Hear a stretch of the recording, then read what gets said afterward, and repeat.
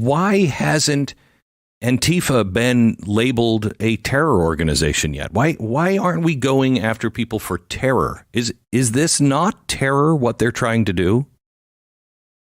Yeah, it's funny you should mention that, because I released several documents back in May that really laid out the foundational documents and strategy that the Biden administration used in labeling groups and individuals as domestic violent extremists. You remember this. Yeah.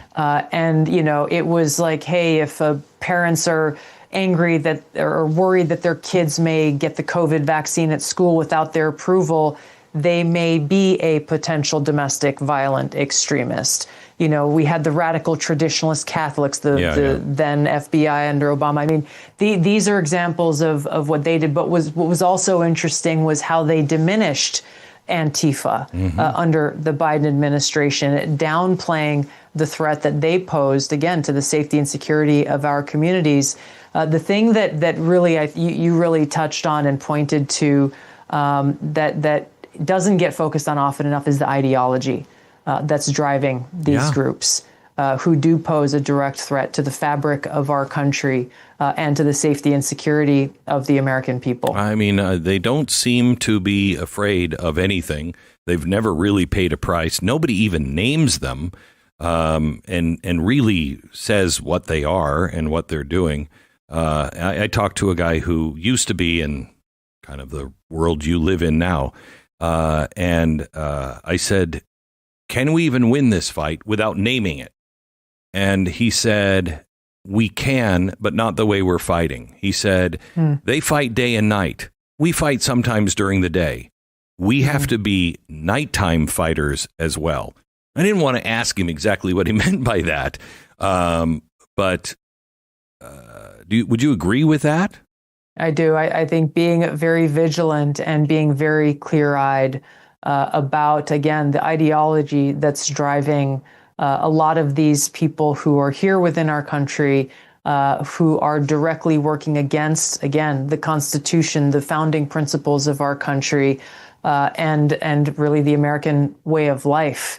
There has to be more of a focus, for example, on those who run around the streets chanting pro-Hamas mantras and calls for intifada and action.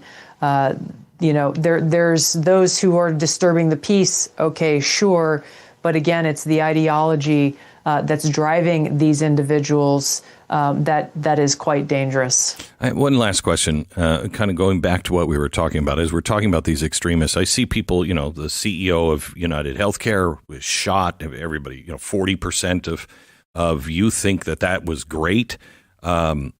If Pam Bondi actually goes and charges these people, that the press is going to say, see, this is the weaponization of government, and they're going to flip the script entirely. And a lot of people will believe that because the media will carry all of that water.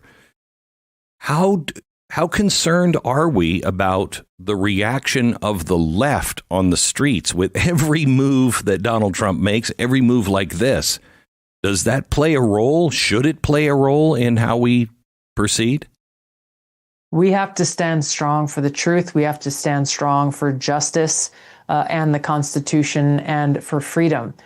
These are things that many of these bad actors here, frankly, don't believe in.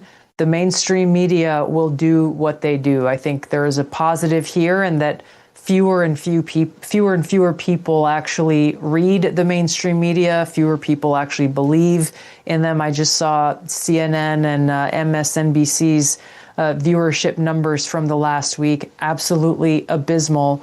There is a rise of viewers and listeners who are tuning into shows like yours and to different podcasts and the new media that really represents more, not just people with one view, but really represents real, authentic dialogue and conversation versus the filtered, agenda-filled narrative that the mainstream media pushes.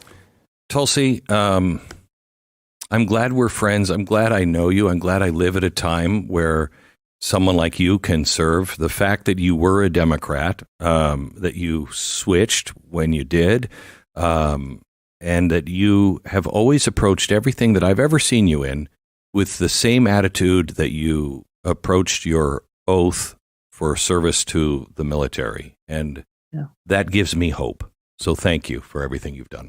I appreciate your friendship, Glenn, and we must be filled with hope because God is love, and in God's love is where we find hope. And it's in times like this where we lean on our faith in God's love and in knowing that if we do our best to fulfill His will, then things will work out as He has planned. Amen. Amen. Thank you, Tulsi. God bless. Thank you. You too.